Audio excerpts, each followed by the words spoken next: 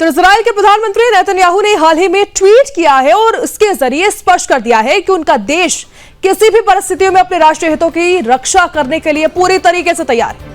लेकिन नेतन्याहू ने कह दिया है कि उन्होंने अपने मित्र अमेरिकी राष्ट्रपति डोनाल्ड ट्रंप से बातचीत की, जिसमें दोनों नेताओं ने ईरान और लेबनान में चल रहे सैन्य अभियान और रणनीतिक उद्देश्यों पर चर्चा की। प्रधानमंत्री ने कहा है कि राष्ट्रपति ट्रंप का मानना है कि अमेरिका सेना के साथ इजराइल द्वारा हासिल की गई शानदार उपलब्धियों का लाभ उठाकर समझौते में उल्लिखित युद्ध उद्देश्यों को पूरा किया जा सकता है। ये समझौता इजराइल के महत्वपूर्ण हितों की रक्षा सुनिश्चित करेगा।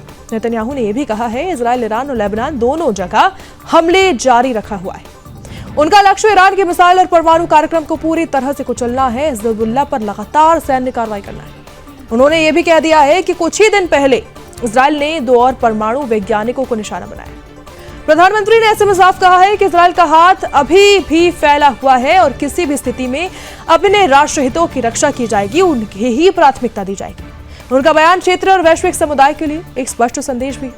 इजराइल अपनी सुरक्षा और रणनीतिक हितों के मामले में कड़ा रुख अपनाएगा, ये इससे नजर आता है।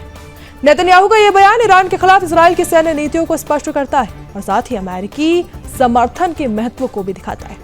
यह बयान वैश्विक सुरक्षा, मध्य पूर्व के तनाव और ऊर्जा आपूर्ति पर भी सीधे तौर पर असर डाल सकता है। हालांकि इस बयान के बीच अमेरिका की तरफ से कूटनीतिक संदेश अभी जारी है। व्हाइट हाउस में कहा गया कि फिलहाल कोई औपचारिक बैठक या बातचीत की पुष्टि नहीं की गई और हालात अभी बेहद अस्थिर बने हुए। अमेरिका ने इस बात पर जोर दिया कि संवेदनशील कूटनीति चर्चाओं के दौरान प्रेस के माध्यम से घोषणा की जाएगी। इस बयान के बाद क्षेत्र में तनाव और वैश्विक निगाहें मध्य पूर्व पर ही टिक चुकी हैं।